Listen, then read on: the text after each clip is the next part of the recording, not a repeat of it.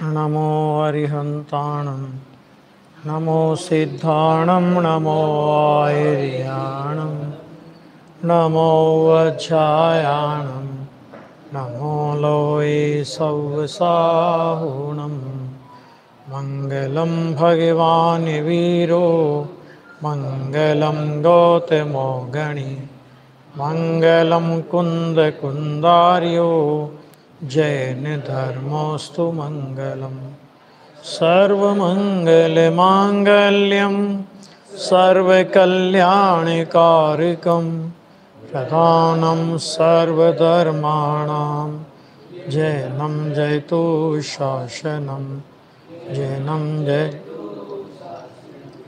जिनके विमल उपदेश में सब के उदय की बात है समभाव समता भाव जिनका जगत में विख्यात जिनने बताया जगत को प्रत्येक कण स्वाधीन है करता न हरता कोई है अणु स्वयं में लीन है आत्म बने परमात्मा हो शांति सारे देश में सर्वेशना सर्वोदयी महावीर संदेश में। आज हमारे जिन शासन के शासन नायक चरम तीर्थंकर भगवान महावीर स्वामी का जन्म कल्याणक महोत्सव है और पूरे देश में विदेश में जहाँ जहाँ भी जैन आबादी रहती है सभी इस पर्व को अत्यंत उल्लासपूर्वक मनाते हैं। भगवान महावीर स्वामी जिन शासन के इस काल के 24वें तीर्थंकर हैं, ऐसी अनंत 24यां पूर्व में हो चुकी है और आगे भी अनंत काल तक ऐसी 24यां होती रहेंगी।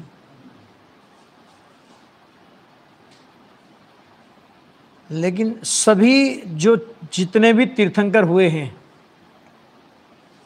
उन सभी तीर्थंकर भगवंतों ने जो मुक्ति का मार्ग हम लोगों के सामने रखा, उनकी दिव्य ध्वनि के द्वारा जो मार्ग प्रकाशित हुआ, तीर्थंकर अनंत हैं, अनेक क्षेत्रों के हैं। माना उनमें काल की विभिन्नता है, क्षेत्र की विभिन्नता है और व्यक्ति विशेष की विभिन्नता है, अलग अलग हुए हैं। लेकिन जो मार्ग उन्होंने बताया वो मार्ग अनादि काल से लेकर आज तक और आज से लेकर अनंत काल तक यही मार्ग चलने वाला है। मार्ग में कोई अंतर नहीं है। कहने वाला कोई भी हो, आदिनाथ भगवान कहें चाहे महावीर भगवान कहें, उसमें कोई अंतर नहीं पड़ता। अभी हम भगवान महावीर स्वामी के इस समूचे जीवन खंड पर यदि हम दृष्टिपात करें तो बचपन से लेकर 30 वर्ष की उम्र तक वे घर में रहे, लेकिन घर में रहने पर भी जलते भिन्न कमल है। 30 वर्ष की उम्र में जब उनको वैराग्य हुआ और उन्होंने अपने माता पिता को जिन दीक्षा लेने का अभिप्राय अवगत कराया, लोकांतिक देव भी आए, वो सारी घटना तो है, उसमें अपन ज़्यादा नहीं जा रहे हैं। तो जब उन्होंने अवगत कराया अपने निर्णय से, आज्ञा लेना का मतलब होता है आ माने सब ओर से, ज्ञा माने ज्ञात करा देना। अब हम जिन दीक्षा धारण करेंगे तो जैसा कि स्वाभाविक होता है, माता पिता का प्रेम होता है कि अभी तुम्हारी उम्र अभी 30 वर्ष की है है ना, और उनके सामने विवाह का प्रस्ताव रखा तो भगवान महावीर ने मना कर दिया। मना कर दिया तो उनने, भाई माता पिता ऐसे थोड़ी छोड़ देंगे, तो तुम अकेले ही थोड़ी तीर्थंकर हो रहे हो, तुम्हारे पहले 23 में हो गए, ये 2 तीर्थंकरों ने की होगी, बाकी कितने 4 तीर्थंकर तुम्हारे पहले ऐसे हुए जिन्होंने शादी वादी नहीं की। मेजोरिटी तो उनकी है ना जिनने शादी की, तो फिर तुम क्यों मना करते हो। तो महावीर स्वामी ने कहा कि जिन तीर्थंकरों की आप बात कर रही हो उनकी आयु करोड़ों हजारों करोड़ों वर्षों में हुआ करती थी। 84 लाख पूर्व की आदिनाथ की आयु थी, है ना, उनके पास बहुत समय था। मेरी आयु इतनी लंबी नहीं है कि मैं पहले गृहस्थी का कीचड़ लगाऊं और बाद में उस कीचड़ को धोऊं। इसलिए मुझे तो जिन दीक्षा लेने का परिणाम है मैं जिन दीक्षा लेने वाला हूं, है ना। डॉक्टर साहब ने इस घटना को ऐसे लिखा, जिसकी पूज्य गुरुदेव बहुत प्रशंसा करते थे, और उन्होंने ये लिखा कि भगवान महावीर स्वामी के जीवन में शादी जैसी दुर्घटना घटित नहीं हुई। ये लिखा उन्होंने, अपने महावीर स्वामी का लेख है ना, और गुरुदेव इतने फिदा थे उस पर कि देखो हुक्मी चंद जी ने लिखा है ना, छोटी उम्र है लेकिन कैसा लिखा है। तो उनने इसमें लिखा कि शादी जैसी दुर्घटना उनके जीवन में घटित नहीं हुई, क्योंकि शादी वो दुर्घटना है जिसके बाद दुर्घटनाओं का एक लंबा सिलसिला चलता है। ये डॉक्टर साहब के शब्द हैं, गुरुदेव को बहुत पसंद आते थे वो।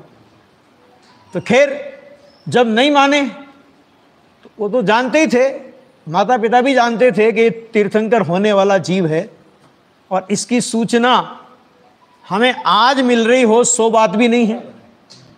जब ये गर्भ में आने के 6 महीने बाकी थे तब से इस बात की सूचना मिल रही है कि तुम्हारे घर में तीर्थ का प्रवर्तन करने वाले बालक का जन्म होगा, है ना।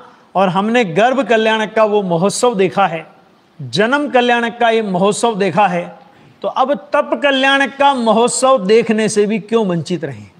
हमारे कितने भी आंसू बहे इस वैरागी के वैराग्य को पिघला नहीं सकते। तो माता पिता ने भी अंततोगत्वा उनको सम्मति प्रदान कर दी, और भगवान महावीर वन जंगल में जाकर दीक्षित हो गए। और आपको पता है तीर्थंकर परमात्मा ग्रस्त दशा में तो बोलते हैं, लेकिन जब वो मुनि बन जाते हैं तो जब तक उनको केवल ज्ञान नहीं होता तब तक उनकी मौन साधना रहती है। तीर्थंकर के साथ कितने ही राजा दीक्षित हो जाएं, लेकिन तीर्थंकर किसी को अपने साथ नहीं रखते, ठीक है, वे एकाकी विचरण करते हैं। और जब उनको केवल ज्ञान होता है तब फिर उनकी दिव्य ध्वनि खिरती है। भगवान महावीर का जीव, जब हम इनके पूर्व भवों पर दृष्टिपात करते हैं तो अपन पाते हैं, इतिहास तो बहुत लंबा चौड़ा है और उसके लिए पूरा महावीर पुराण आपको हमको सबको पढ़ना पड़ेगा, लेकिन अपन 24वें तीर्थंकर की शुरुआत पहले तीर्थंकर के काल में होती है। ये जो घटनाओं का सिलसिला अपने ख्याल में आता है, उससे पहले भी है, लेकिन जो घटनाओं का सिलसिला जो शास्त्रों में विशेष रूप से चर्चित है, वो आत्मा तो अनादि अनंत है, तो आत्मा तो पहले भी ही था कि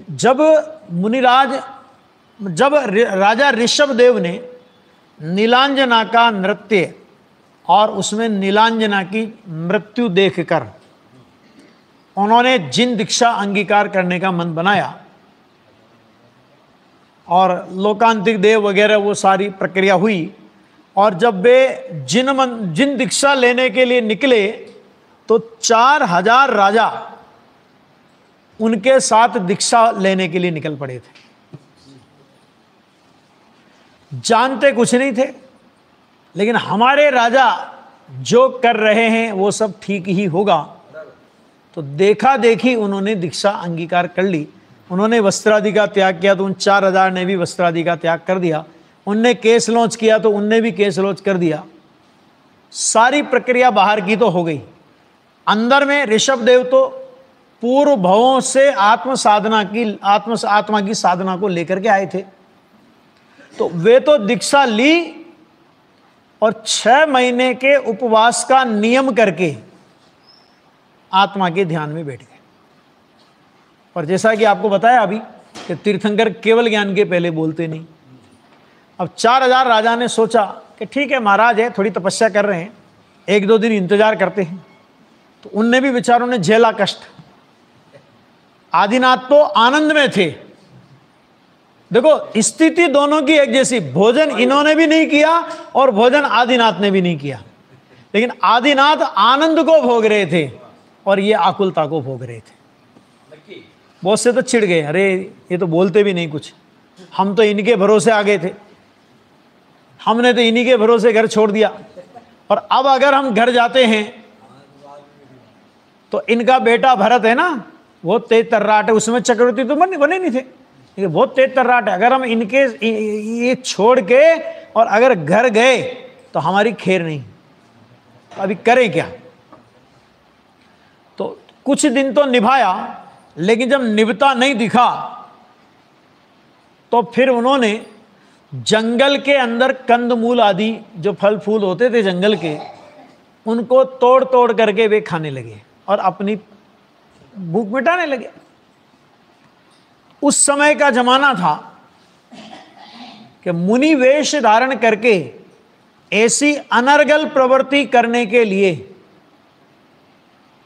जो तत्पर थे, उनको ऊपर से संबोधन करने के लिए इंद्र आया। और इंद्र ने एक ही बात कही, वो कहा भाई आपको, कहा भाई हम तो क्या करें, हम तो इनके भरोसे आ गए, अब ये तो महाराज मौन हो गए, बोलते ही नहीं है, कुछ बताते भी नहीं हमको करना क्या।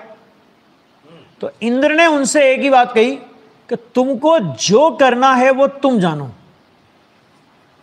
लेकिन इस वेश को आपको त्यागना पड़ेगा। मुनिराज का नग्न दिगंबर वेश लेकर यदि आप कोई यद्वा तद्वा प्रवृत्ति करोगे तो हम आपको दंड देंगे। सुनना इंद्र का। तो उन्होंने ये नहीं कहा कि देख भाई इंद्र, हम महाव्रती हैं, हमने क्या धारण किया, हमने महाव्रत धारण किया, और तू अव्रती है और कभी जिंदगी में महाव्रत धारण नहीं कर सकता। इस पर्याय में तो अव्रती होकर के हम महाव्रतियों को समझाने आया है, हमको डांटने आया है, ये नहीं कहा उन्होंने। और उन्होंने कहा कि हमसे जो गलती हुई वो हुई, लेकिन हम इस वेश में कोई कार्य ऐसा नहीं करेंगे। और उन्होंने फिर अलग अलग प्रकार के वेश बना लिए और अपना जीवन यापन करने लगे। गुरुदेव श्री जब इस प्रसंग को याद करते थे, वर्तमान में जैन शासन की और खास तौर से श्रमण संस्कृति की जो दुर्दशा अभी देखने में आ रही है, गुरुदेव के जमाने में तो इतनी नहीं थी, आंखों में शर्म थी, अब आंखों की शर्म भी खत्म हो गई। तो वो जो देखने में आ रही थी, तो गुरुदेव ये कहते थे कि अरे अभी तो कोई इंद्र भी नहीं आता है, अभी तो कोई देव भी नहीं आता है। कभी कभी गुरुदेव के ऐसे उद्गार निकलते थे। इससे इस बात की पता चलता है कि गुरुदेव को जिन शासन के विरुद्ध होने वाली प्रवृत्तियों से कितनी खेद, कितना उनको पहुंचता था। लेकिन अपन तो सामर्थ्यहीन लोग हैं, क्यों, अपन कुछ कर नहीं सकते, करेंगे तो क्या होगा वो सबको पता है। खैर जो भी हुआ, जब मुनिराज ऋषभ देव को 1000 साल के बाद केवल ज्ञान हो गया, आहार वार हुआ, वो सब घटनाएं तो पढ़ लेना पुराण में। 1000 साल के बाद जब उनको केवल ज्ञान हुआ तो उनके केवल ज्ञान होते ही 3999 जीव सुलट गए, और नहीं सुलटा तो उनका अपना पोता मारीची, वो भी किस लिए कि भरत जी ने प्रश्न कर लिया, ये किसी ने प्रश्न कर लिया, आपके जैसा कोई तीर्थंकर होने वाला इस सभा में विद्यमान है क्या। तो समाधान के रूप में आया कि ये मारीची 24वां तीर्थंकर होगा। अब सुनना बात को, अब अपने को तो बड़ा लगेगा, भगवान ने तो उसकी मुक्ति की बात की थी, फिर भी उसने भगवान का विरोध किया। लेकिन भाई साहब आप भूल रहे हो, भगवान ने यह भी कहा था कि ये 24वां तीर्थंकर होगा, और 24वां तीर्थंकर होने में अभी एक कोड़ा कोड़ी सागर से भी ज्यादा काल बाकी था। चौथा काल पूरा बाकी था। ऋषभ देव तो तीसरे काल में हो गए थे और चौथा काल पूरा बाकी था, चौथे काल के अंत में होना है। और त्रस पर्याय की स्थिति 2000 सागर से अधिक होती नहीं। तो एक कोड़ा कोड़ी सागर की उस आयु को पूरा करने के लिए, अरे जब उनने उसका 24वां तीर्थंकर होना देखा था तो कोई उसी समय भगवान से प्रश्न कर लेता कि भगवान ये 24वां तीर्थंकर क्यों होंगे? आपके सामने इनने दीक्षा ली, आपकी वाणी सुनने के लिए आ रहे हैं, फिर 24वां इतना लंबा, इनका इतना लंबा संसार कैसे है? तो भगवान की वाणी में ये उत्तर भी आ जाता कि तुमने अभी, हमने ये जो कहा ना कि 24वां तीर्थंकर होगा, ये जो हमारी दिव्य ध्वनि में घोषणा आई कि अभी इसको पावर चढ़ेगा।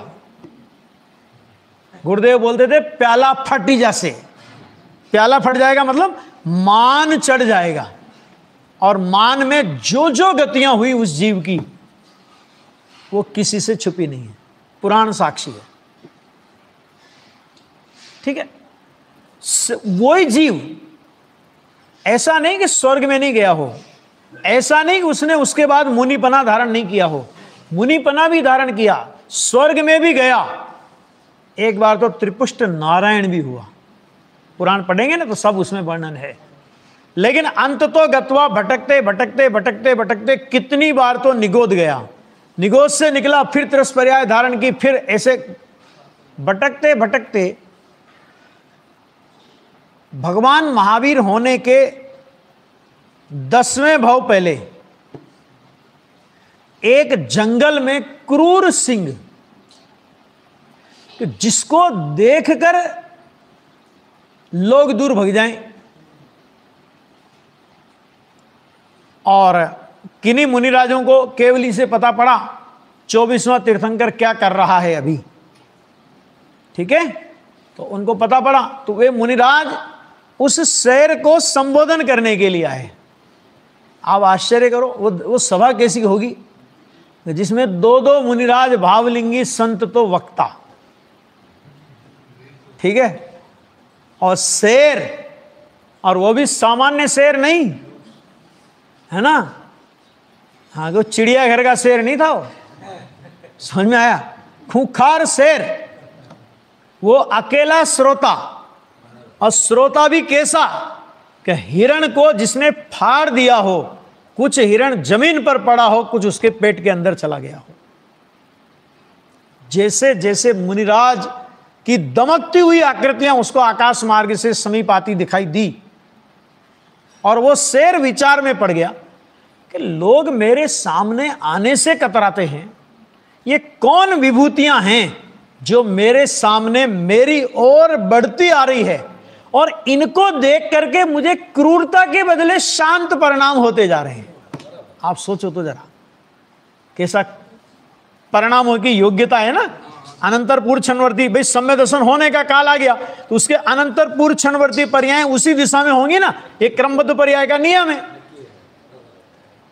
और जैसे ही वो उनको टकटकी लगा करके देखता रहा, जैसे समय सार की 8वीं नंबर की गाथा में कहा कि समझ में नहीं आया गुरु का वाक्य, तो मेंढे की भांति टकटकी लगा करके देखता रहा, और फिर मुनिराज ने उसे संबोधन किया। संबोधन करने के बाद उसकी आंखों से आंसुओं की धारा बह चली, और उसने मुनिराज की उस भाषा के शब्दों को वो चाहे समझ पाया हो या नहीं समझ पाया हो, लेकिन मुनिराज मुझे क्या कहना चाहते हैं, ये भाव उसको पकड़ में आ गया,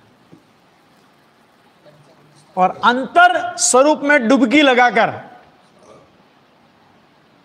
सम्यक दर्शन जैसा अपूर्व रत्न उसने उसी पर्याय में प्राप्त कर लिया। बहुत से लोगों को ये प्रश्न हो सकता है, वो शेर का मुंह तो बड़ा झूठा मुंह था, और झूठा भी कोई रोटी रोटी तो खाई नहीं थी उसने, क्या खाया था वो नाम लेने में भी अपने को तो घिन आवे, है ना। तो मुनिराज को पहले क्या करना चाहिए था कि एक उसको कॉलगेट और ब्रश देते, पहले उसको मंगवाते श्रावकों से कि देखो इसको बोलो मंजन करके आए, पहले मुंह साफ करके आए। ऐसा कुछ नहीं। तो जब ये बात कहते हैं ना, तो बहुत से लोग कहते हैं, इसीलिए तो हम कहते हैं कि काहे को हमारे छुड़ाते हो सब। भले हम उस तरह की चीजें नहीं खाते हैं, लेकिन जो खाते हैं उनको छुड़ाते क्यों हो? अरे जब उनको भी सम्यक दर्शन हो गया, हमको भी हो जाएगा। मैंने कहा तुमने वो दशा तो देखी उसकी, लेकिन उसके बाद जो हुआ उस पर नजर कर लो जरा। कि जब उसको सम्यक दर्शन की उपलब्धि हो गई, और शेर का खाना मांसाहार है, ये तो पक्का है ना, सबको पता है। दाल रोटी तो नहीं खाता शेर, लड्डू बाटी भी नहीं खाता होगा, चूरमा भी नहीं खाता होगा, नहीं खाता है ना। लेकिन उसके बाद जीवन पर्यंत उसने मांसाहार नहीं किया, सूखे पत्ते खा करके अपना जीवन चलाया, है ना। सम्यक दर्शन की बात आवे तब शेर जैसा सम्यक दर्शन चाहिए जगत को, और सुविधाओं की बात आवे तो मनुष्यों जैसी सुविधाएं नहीं, इंद्रों जैसी सुविधाएं चाहिए। भले आदमी सुविधाएं इंद्रों जैसी चाहिए, और सम्यक दर्शन कैसा चाहिए? शेर जैसा। संभव है ये बात? अरे हमें तो बलिहारी, उसके परिणामों पर बलिहारी होना चाहिए। गजब है वो शेर का जीव। क्या हुआ? भगवान ऋषभ देव के समोशरण में नहीं सुधरा, कोई बात नहीं, लेकिन जब सुधरने का स्वकाल आया तो दो सामान्य मुनिराजों का उपदेश सुनकर के उसकी अंतर्दृष्टि हो गई। इसका मतलब क्या हुआ कि समझाने से कोई समझता नहीं है, समझ हमेशा अंदर में से आती है। अगर समझाने से समझता होता तो आदिनाथ भगवान के समोशरण में और उनके खुद के परिवार में क्या कमी थी भाई साहब?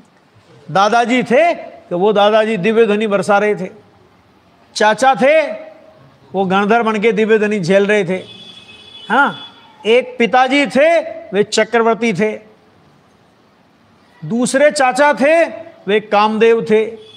आर्यिकाओं की सभा में जाओ तो ब्राह्मी और सुंदरी बैठी हुई थी, है ना। तो विरोधी दल का नेता भी ये बन के आया कि मैं अपने परिवार से अलग क्यों जाने दूं, ये सीट भी बन गया, पर यहां सुधर गया। तो अपने को तो उस शेर के प्रति भी बहुमान आना चाहिए कि देखो जीव के परिणामों का कोई भरोसा नहीं। क्षण भर पहले का क्रूर परिणामी सिंह क्षण भर बाद सम्यक दर्शन रत्न से विभूषित होकर मोक्ष मार्ग का पथिक बन जाएगा, कौन जानता था।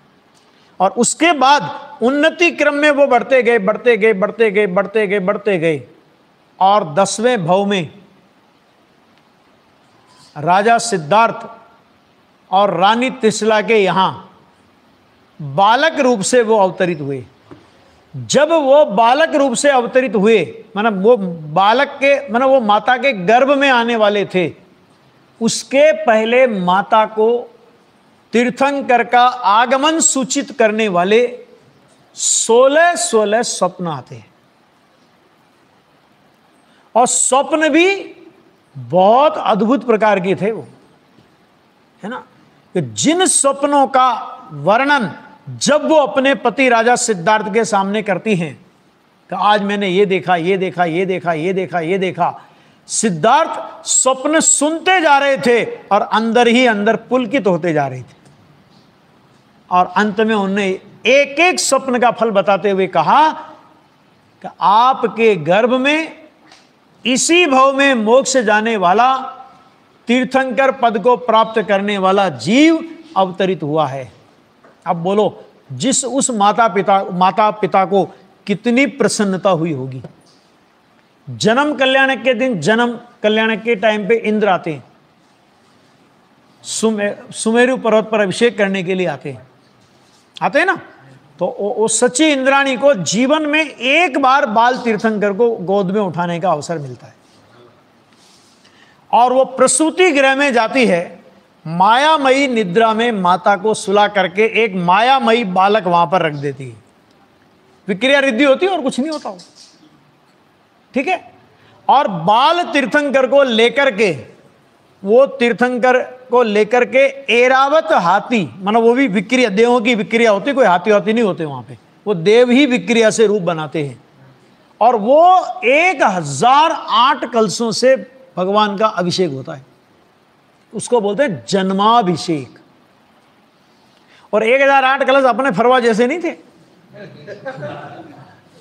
कितनी कितनी लंबाई चौड़ाई ऊंचाई उनकी होती थी, अपने जैसे 2-4 गांव आ जाए उसमें। और एक दिन का जन्मा हुआ बालक, कहते वो जो अभिषेक का जल आया और उसका जो प्रपात गिरा, तो इतनी रेलम छेल हो गई। पद्मनंदी पंचविंशतिका में जन्म कल्याण का वर्णन करते हुए आचार्य देव कहते हैं कि वो देव लोग आकाश में यूं यूं उड़ते थे वो पानी की झपाटी से। लेकिन बाल तीर्थंकर जरा भी हिले नहीं। एक दिन का जन्म का बालक, बोलो।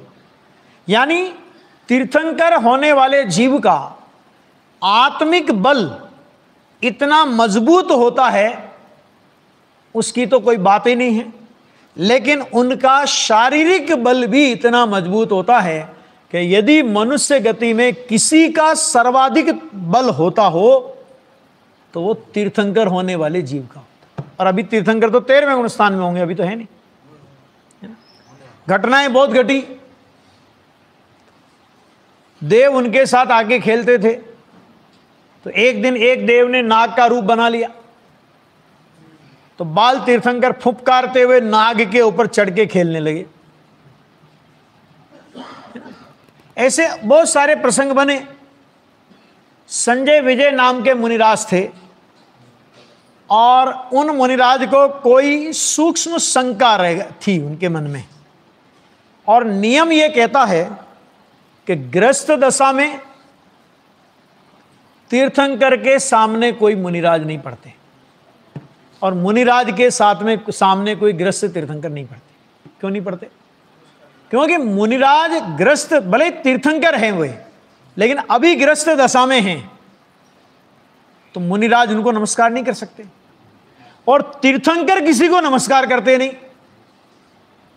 समझ में आ गया? तीर्थंकर तो मुनिराज, क्यों? क्योंकि वे धर्म तीर्थ के प्रवर्तक हैं।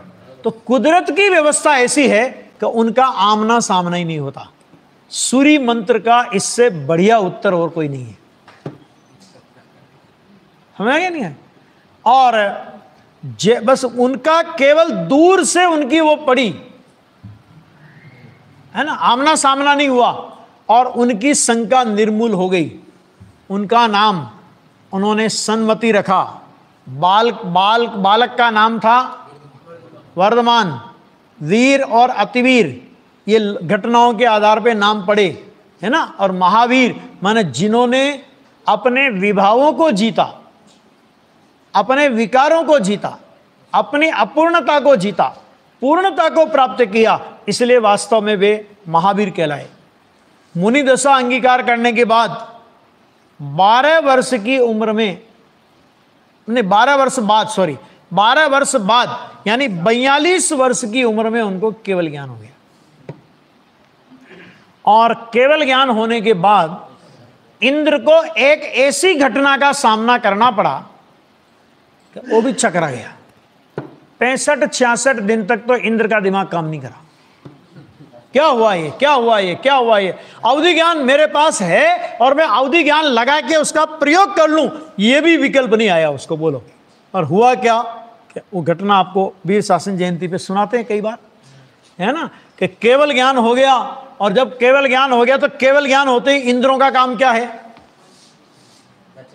कि केवल ज्ञान कर, मैंने समोसरण की रचना करने का काम होता है।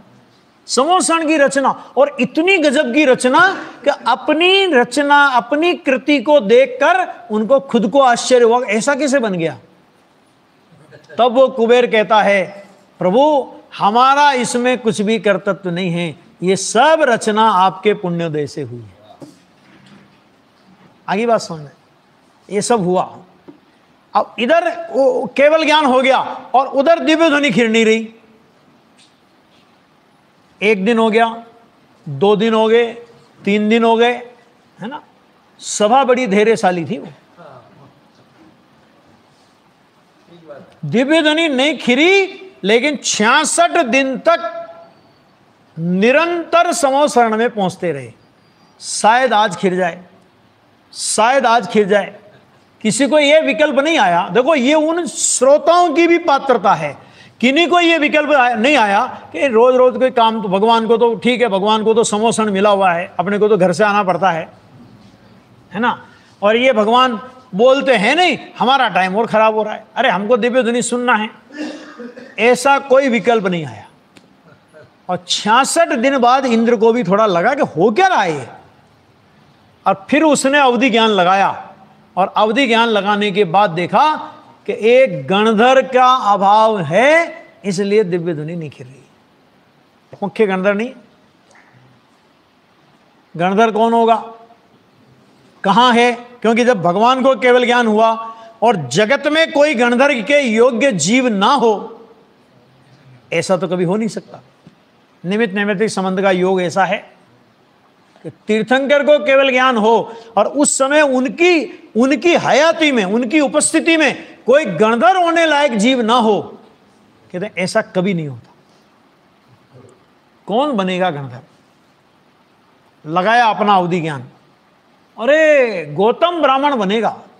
और गौतम ब्राह्मण का भी अभी देखो कोशिश कर रहे हैं कि अपने गौतम स्वामी का चरित्र वगैरह भी, बहुत सारे चरित्र ग्रंथ है ना, उनका प्रकाशन का भी कर रहे हैं प्रयास। बहुत पढ़ोगे तो उनका जीवन, पूर्व का जीवन, कोई पूर्व भवों का जीवन कोई बहुत अच्छा जीवन नहीं रहा था। गौतम गणधर की कथा बोधि समाधि निदान में पढ़ लेना। खैर, अब ब्राह्मण, और ब्राह्मण भी कैसे, तो 500 शिष्य, माने एक शिविर रोजाना लगता था उनका। 500 की अगर संख्या शिविरों में हो जाए ना तो लोग गदगद हो जाते हैं, अरे साहब 500 लोग आए, 500 लोग आए। तो उनका तो रोजाना एक शिविर लगता था। और अभिमानी बहुत जबरदस्त, जैन शासन का कट्टरद्रोही, और इंद्र जैसे तैसे जिस तिस प्रकार से, पूरी घटना में नहीं बता रहा हूं, जिस तिस प्रकार से उनको लेकर के समो शरण में आ गए। और जब से वो वहां से अपने आश्रम में से निकले 500 शिष्यों के साथ, तो उनको ये विकल्प आया कि एक ब्राह्मण का ये बूढ़ा ब्राह्मण, उनको थोड़ी पता कि इंद्र है ये, कि इस बूढ़े ब्राह्मण के प्रश्न का मैं उत्तर नहीं दे पाया, तो इनका गुरु वो तो बहुत ज्ञानी होगा।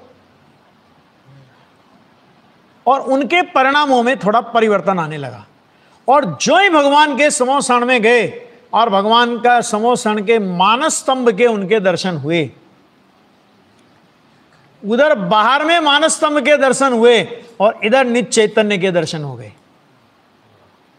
और चैतन्य के दर्शन होते ही सम्यक दर्शन, सम्यक ज्ञान, सम्यक चारित्र और वस्त्रादि का परित्याग, और उसी समय भावलिंगपना,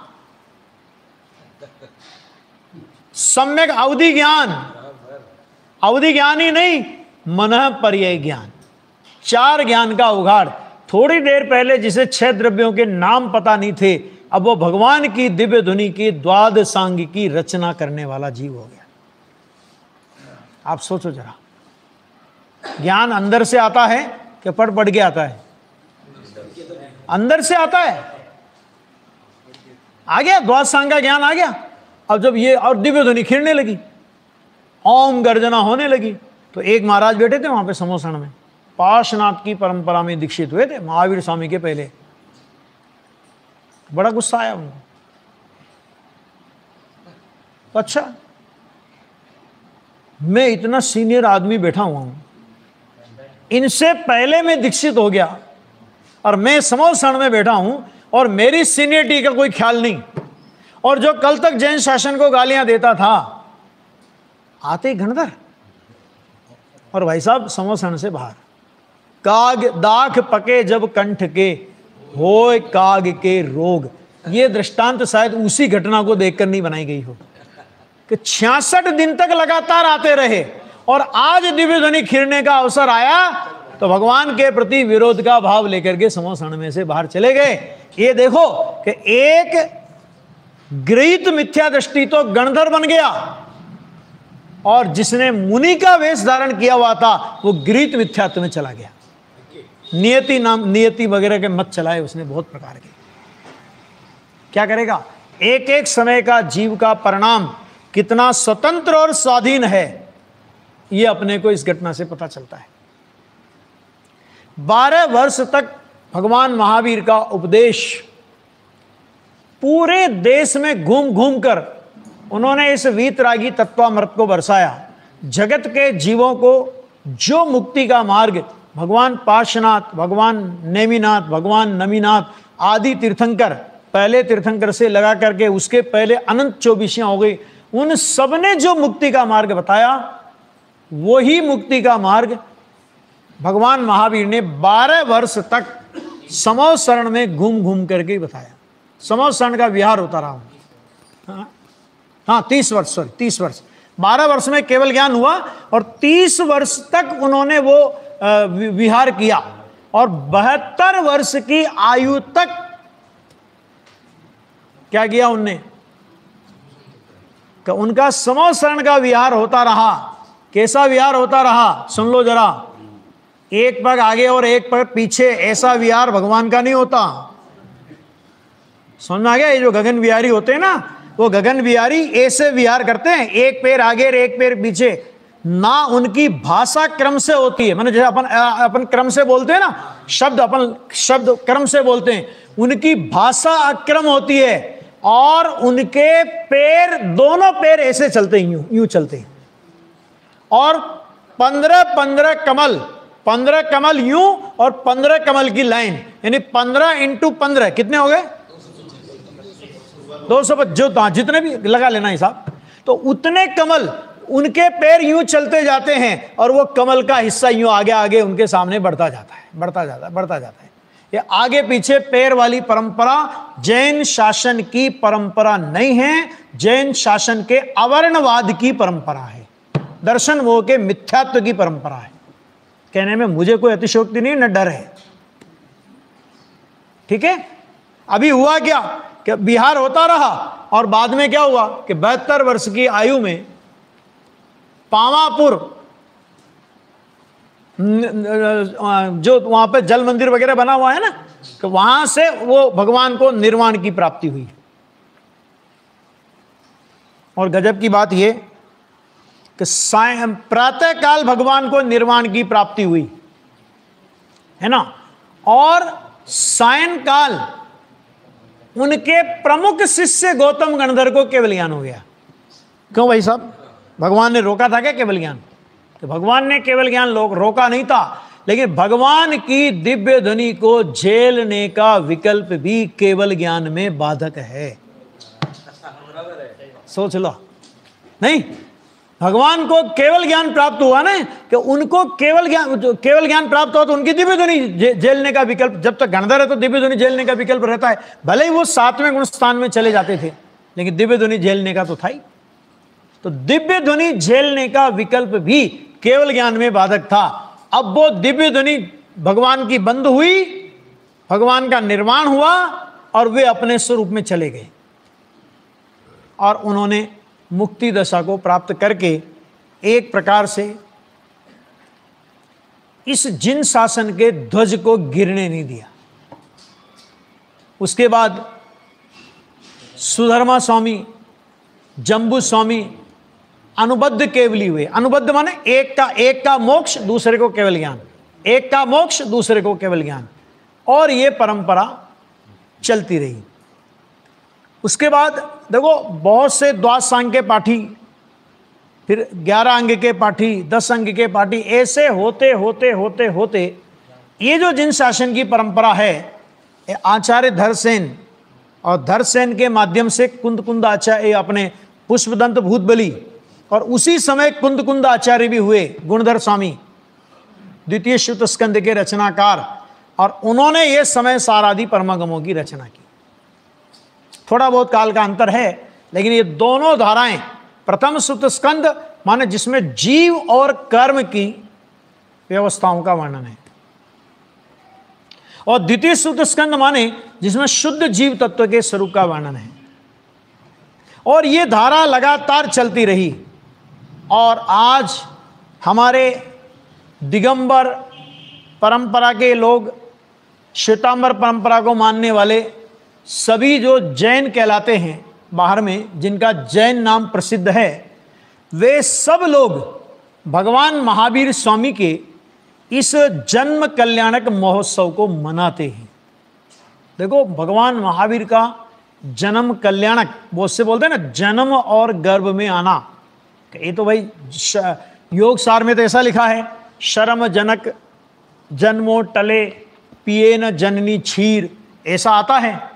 तो फिर जन्म को, गर्भ को कल्याणक कैसे कहा जा सकता है? एक प्रश्न खड़ा होता है ना।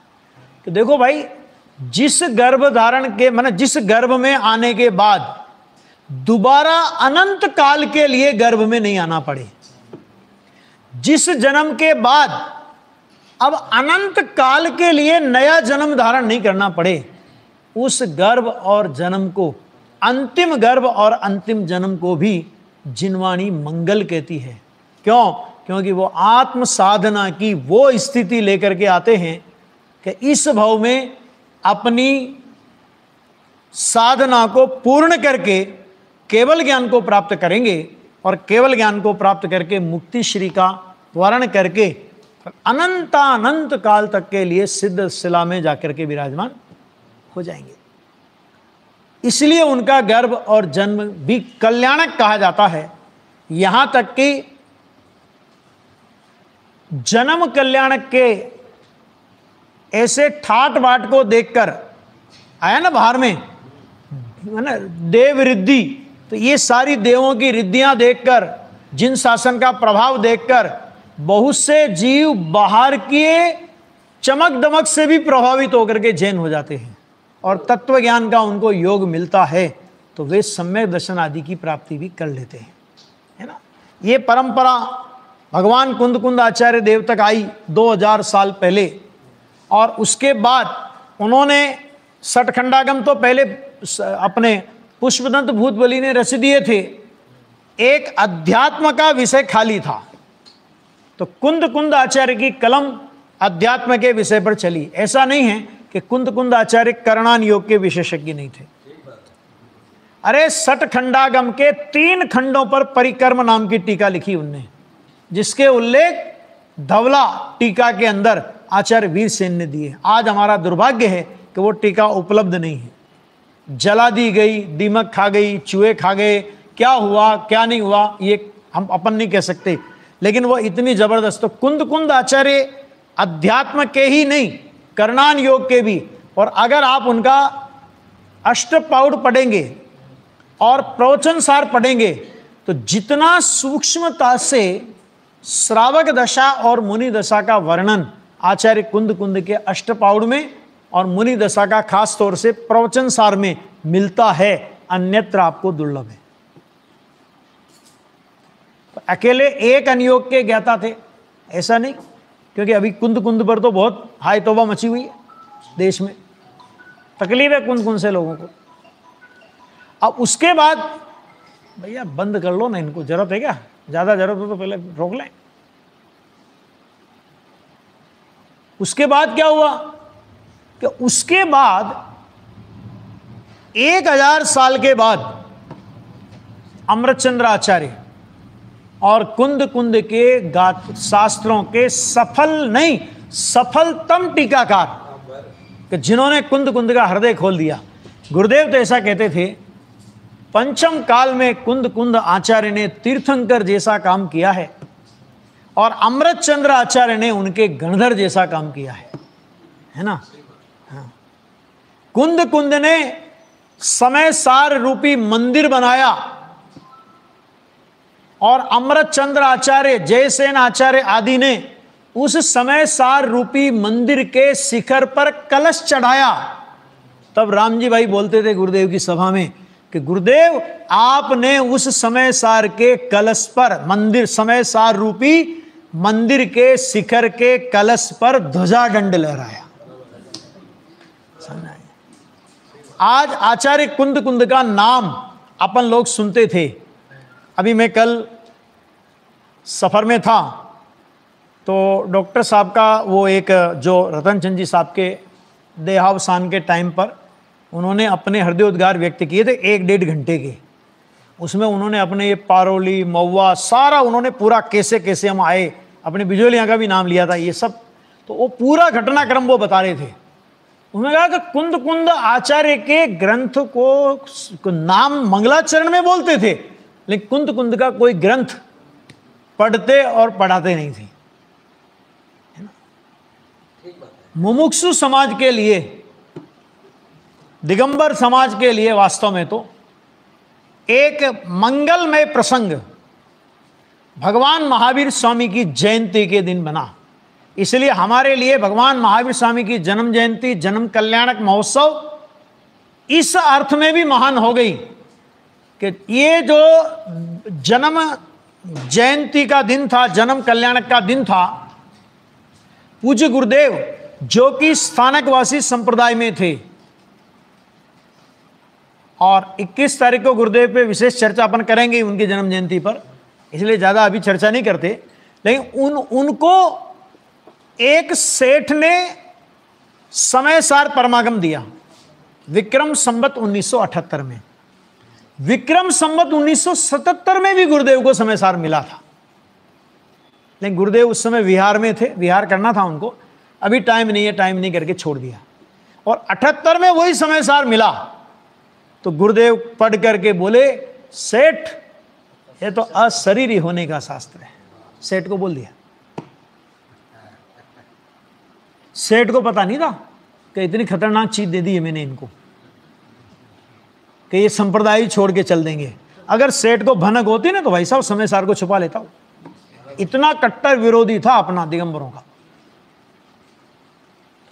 और जब गुरुदेव को वो समय सार मिला 78 में, जैसे अभी अपन ने 2 साल पहले वो मनाया था ना समय सार शताब्दी वर्ष, इसी तरह अभी दिल्ली में की थी मैंने घोषणा। मैंने कहा विक्रम संवत 1982 में गुरुदेव श्री को मोक्ष मार्ग प्रकाशक ग्रंथ की प्राप्ति का 100 वर्ष पूरा हो रहा है, और मैंने कहा तुम सब लोग मोक्ष मार्ग प्रकाशक शताब्दी वर्ष मनाने के लिए फिर से तैयार हो जाना।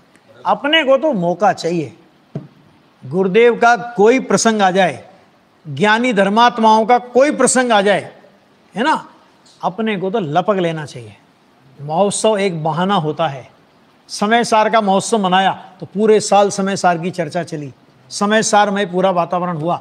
मोक्ष मार्ग प्रकाशक का मनाएंगे तो उस प्रकार का वातावरण बनेगा, स्वाध्याय का लाभ अपने को मिलेगा। गुरुदेव को तो मिला, 100 साल हो गए उस बात को, हो जाएंगे तो ये सब। तो खैर उनको वो जब समय सार मिला और उनने उसको पढ़ना चालू किया। कैसे पढ़े कि गुरुदेव ऐसा बोलते थे कि हम जंगल में कहाँ जाते थे, अगर जंगल में ऐसे जाके बैठ जाए, लोगों को दिखे तो लोग आगे छेड़े, क्या पढ़ रहे हो साहब, हमें भी तो कुछ बता दो, अकेले अकेले ही आनंद लोगे क्या।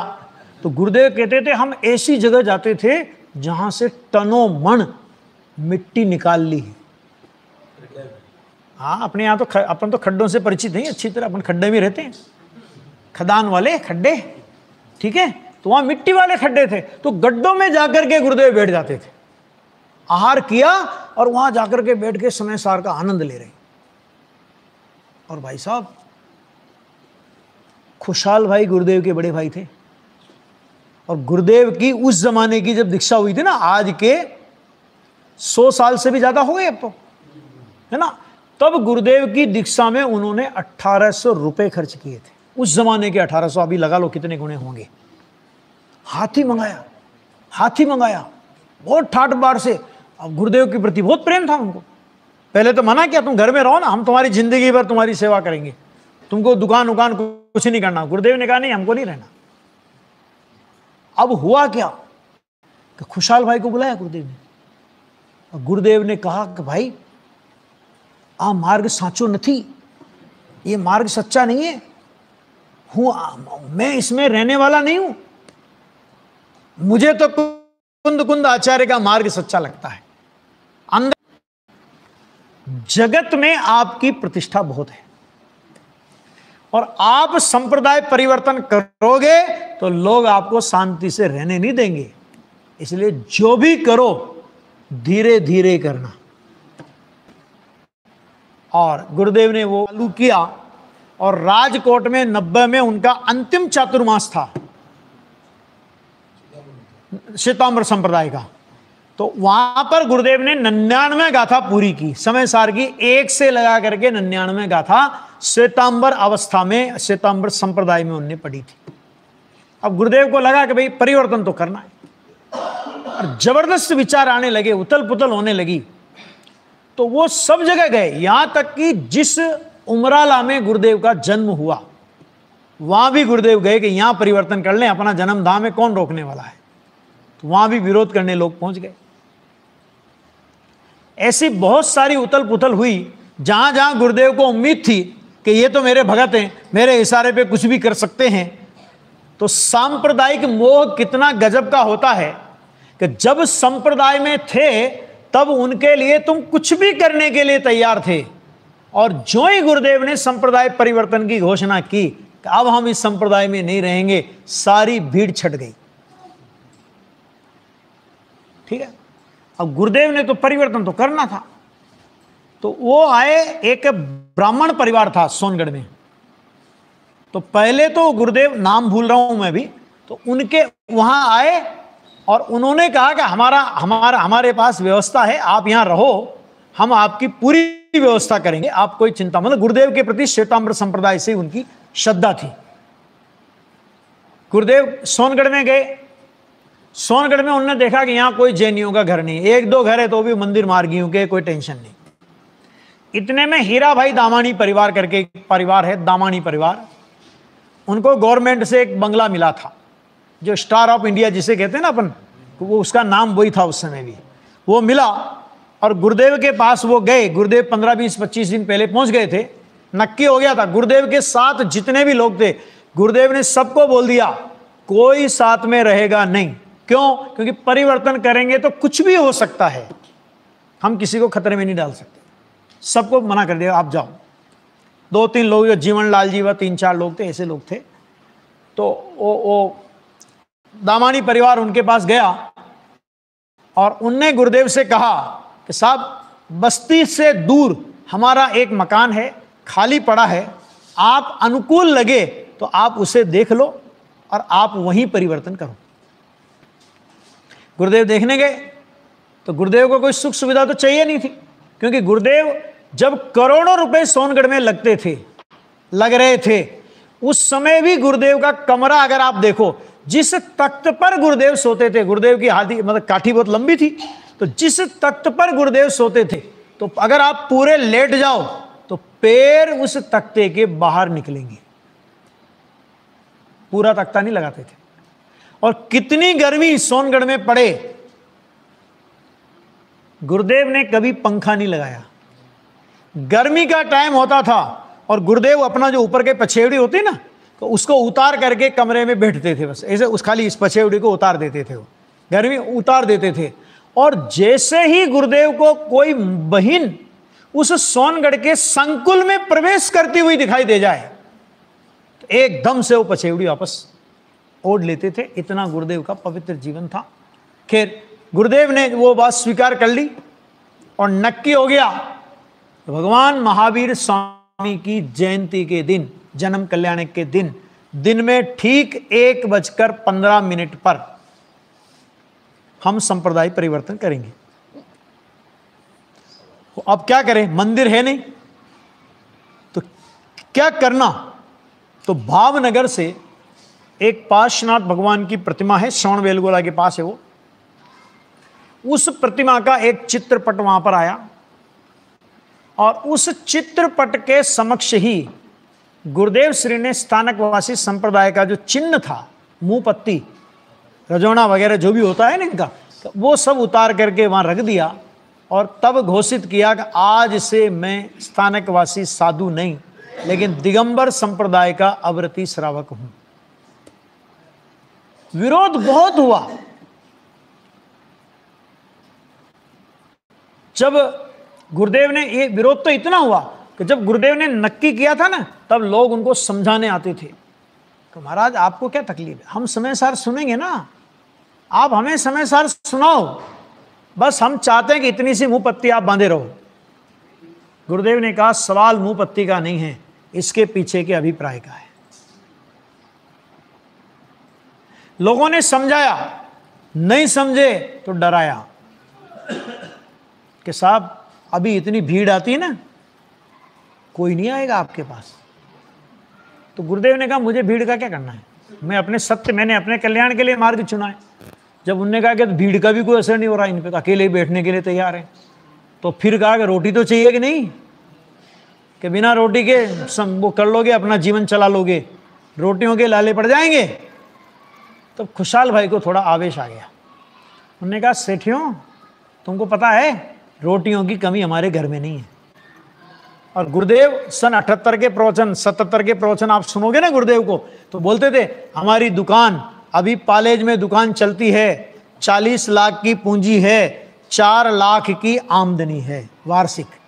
और उस जमाने में 4 लाख माने क्या, जिस जमाने में 2 रुपए किलो की शक्कर बिकती थी, तो उस जमाने में 4 लाख की आमदनी का मायने आप समझते होंगे। कोई धनाढ्य परिवार से थे, कोई एरे गए, मतलब ऐसा कोई मतलब कोई कुछ नहीं है तो चलो हो जाओ खाने को तो मिलेगा, ऐसा नहीं था। धनाढ्य परिवार, संपन्न परिवार, और रूप रंग के ऐसे 90 साल की उम्र में भी जिनने देखा होगा दमकता चमकता चेहरा, तो उनकी उस समय की उम्र का उनका कैसा रूप होगा, आप उसको जरा विचार करो। तो वो परिवर्तन किया कि वो परिवर्तन पंचम काल के अंत तक धर्म टिकेगा, इस बात का शिलान्यास भगवान महावीर स्वामी की जयंती के दिन हुआ था। जैसे अपन मंदिर बनाते हैं, शिलान्यास करते हैं, खात मुहूर्त करते हैं, जैन शासन का ये धर्म, जिन शासन पंचम काल के अंत तक टिकेगा और शुद्ध रूप में टिकेगा। क्यों? क्योंकि आज अगर दिगंबर धर्म का मूल स्वरूप यदि शुद्ध रूप में कहीं जीवंत बचा है, गुरुदेव श्री की वाणी में बचा है। हम ये कह के किसी की हम आलोचना नहीं करते, लेकिन जो सच्चाई है उसको तो स्वीकार करना पड़ेगा। आ गया? तो वो परिवर्तन हुआ, और परिवर्तन होने के बाद गुरुदेव का इतना प्रबल पुण्य था कि कितना भी लोगों ने विरोध किया हो परिवर्तन के पहले, लेकिन परिवर्तन के समय कोई विरोध करने नहीं आया। अब परिवर्तन हो गया, अब गुरुदेव क्या करे कि गुरुदेव तो अपना अकेला सौदा है, 2-3-4 लोग थे उनके साथ, जीवन लाल जी महाराज वगैरह, बहन श्री शांता बहन, चंपा बहन वो भी थी। तो उनको गुरुदेव ने बोल दिया था कि आप यहाँ नहीं रहेंगे सोनगढ़ में। क्यों? भाई कुछ भी हो सकता है। ये 3-4 लोग थे, तो अब इन्हीं के बीच में स्वाध्याय वगैरह अपनी करते। हजारों की भीड़ में रहने वाला महापुरुष सत्य के लिए 2-4 लोगों की छोटी सी कुटिया में आकर के दहाड़ने लगा। अब लोगों को तो होता है, उत्साह होता है, अब क्या चल रहा है, कैसे चल रहा है, लोग आते हैं कि नहीं आते हैं, ठीक है। तो कोई लोग कौतूहलवश, किन्हीं लोगों की भक्ति थी तो उनको विचार आया कि अरे हमने इतना विरोध किया, लेकिन महाराज ने कुछ सोचा होगा, समझा होगा, तभी परिवर्तन किया होगा, हमें ऐसा विरोध नहीं करना चाहिए। कोई पश्चाताप से आने लगे, कोई कौतूहलवश आने लगे, कोई जासूसी करने के लिए आने लगे, कोई भी आता। गुरुदेव के तो परिचित थे ना, गुरुदेव संप्रदाय के परिवर्तन की, अभी मेरे बारे में लोग क्या कहते हैं, कोई बात कभी गुरुदेव ने नहीं की। और कोई भी आता, गुरुदेव को स्वाध्याय में कोई बात अच्छी लगती है, भाई जुओ शू बोले छे, आचार्य शू कहे छे, आचार्य क्या कहते हैं। गुरुदेव का ये रूप देखकर जो गुरुदेव के पास आता, लोगों ने ये भी कहा कि भैया चलो कोई बात नहीं, उन्होंने परिवर्तन कर लिया तो कोई बात नहीं, उनके मन की भड़ास निकल गई, तुम ऐसा करो कि अब उनको मना लो उनको, बहुत बड़ा नुकसान हो जाएगा अपना, ऐसा प्रभावक व्यक्तित्व तो अपने में से चला जाएगा। तो होता क्या था कि रामजी भाई जैसे वकील जब गुरुदेव को मनाने समझाने के लिए आए तो गुरुदेव की मान करके वहीं रह गए। समझ में आ गया? फिर तो उन्होंने मनाना भी छोड़ दिया कि अगर जिनको हम मनाने भेजेंगे ये वापस नहीं आएंगे, इसलिए भैया जो चल रहा है चलने दो। और उसी समय देखो, ये अंतिम बात कह के पूरा करता हूं कि उसी समय श्वेतांबरों के 8 दिन के 10 पर्यूषण आते हैं और अपने 10 लक्षण आते हैं उसके तुरंत बाद। तो एक रायचंद गांधी करके एक सेठ थे, बोटाद के, बहुत नगर सेठ कहलाते थे और उस एरिया में बहुत प्रभावशाली व्यक्तित्व थे। वो 50 आदमियों को लेकर पर्यूषण में सोनगढ़ आए। 8 दिन तक गुरुदेव की वाणी का लाभ लिया और जब ये खबर संप्रदाय में फैली कि रायचंद गांधी सोनगढ़ गए, कांजी स्वामी के पास रायचंद गांधी सोनगढ़ गए, तो जिन लोगों को थोड़ी शर्म संकोच होती है ना, अब हम कैसे पहले जाएं, हमने पहले इतना विरोध किया, अब हम कैसे जाएं, हमने पहला इतना विरोध किया, तो उनकी संकोच की दीवारें टूट गई और गुरुदेव के सामने ऐसा जन सैलाब आने लगा कि अगले साल का पर्यूषण जब आया, भाई साहब जगह नहीं थी। उसमें तो कितने का आएंगे स्टार ऑफ इंडिया में। तो उस समय गुरुकुल वहां पर चलता है अभी भी, तो उस गुरुकुल का स्थान लिया गया और गुरुदेव के प्रवचन वहां पर हुए। दिन मतलब लगातार लोग बढ़ते गए। तो फिर रामजी भाई को विकल्प आया कि अपने को गुरुदेव के प्रवचन के लिए और गुरुदेव के निवास के लिए अपने को एक स्थान बनाना चाहिए। और तब ये सोनगढ़ का जो पूरा संकुल था, आज जो बना हुआ देख रहे हैं ना अपन, ये सारा संकुल उस जमाने में खरीदा। कितना वार पैसा दिया वो भी मेरे पास सब लिखा हुआ है, लेकिन अभी वो याद नहीं है। तो वो खरीदा और स्वाध्याय मंदिर पहले बना। जब स्वाध्याय मंदिर बनाने की बात आई, गुरुदेव ने कह दिया मेरे भरोसे मत बनाना, तुम बनाते हो तो मुझे उसमें रहना ही पड़ेगा, मैं तुम्हारे प्रतिबंध में नहीं हूं। मेरी भी वितरागता बढ़ जाए या मुझे अच्छा नहीं लगे, मैं यहां से चल भी सकता हूं। रामजी भाई बड़े चतुर थे, वकील थे ना।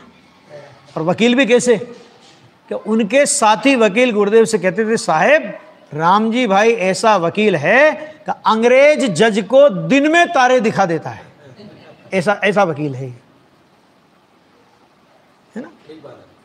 तो रामजी भाई ने गुरुदेव से कहा, गुरुदेव आप कोई चिंता नहीं करो, बस आप एक बार उस हॉल में पधारो और एक बार मांगलिक फरमाओ, फिर आपको जो जचे आप करना, हमारा कोई दबाव नहीं है, आप केवल एक बार पधारो। और गुरुदेव श्री 3 वर्ष 3 महीने और 15 दिन स्टार ऑफ इंडिया में रहे। और जिस दिन गुरुदेव श्री को वहां से जाना था, महावीर जयंती के मतलब वो अपना जो भी वो बैसाख शुक्ल ऐसा कुछ है, वो जेठ नवमी ऐसा कुछ दिन है, वो जो भी दिन रहा है, तो उसमें गुरुदेव को वहां जाना था। स्वाध्याय मंदिर का उद्घाटन होना था, गुरुदेव श्री का प्रवचन होना था। गुरुदेव के आवास के लिए वहां एक कमरा, 4 कमरे बने थे अगल बगल में, तो एक कमरा वो गुरुदेव का था। तो उस समय दामानी परिवार गुरुदेव के सामने रोने लगा कि साहब आप हमारी बस्ती को उजाड़ करके जा रहे हो, हम आपको नहीं जाने देंगे। पैर पकड़ लिए गुरुदेव के। गुरुदेव ने उस समय एक वचन दिया था उनको, और उनने ये वचन दिया था, मैं कहीं भी रहूं लेकिन भगवान महावीर स्वामी की जन्म कल्याण के सारे कार्यक्रम और परिवर्तन का दिन, वो सारे कार्यक्रम सोनगढ़ में नहीं मनाए जाएंगे, वो सारे कार्यक्रम स्टार ऑफ इंडिया में ही मनाए जाएंगे। और तब से लेकर आज तक भगवान महावीर स्वामी का जन्म कल्याणक और गुरुदेव श्री का परिवर्तन दिवस है ना, तो ये परिवर्तन दिवस भी 11 साल बाकी है इसके, परिवर्तन की शताब्दी वर्ष के 11 साल बाकी है। सही सलामत रहा, अपन लोग जीवित रहे, ठीक है, तो शताब्दी वर्ष भी मनाने का अपने को सौभाग्य मिलेगा। नहीं रहे तो कोई बात नहीं, जो मनाएंगे उनकी अनुमोदना, ठीक है।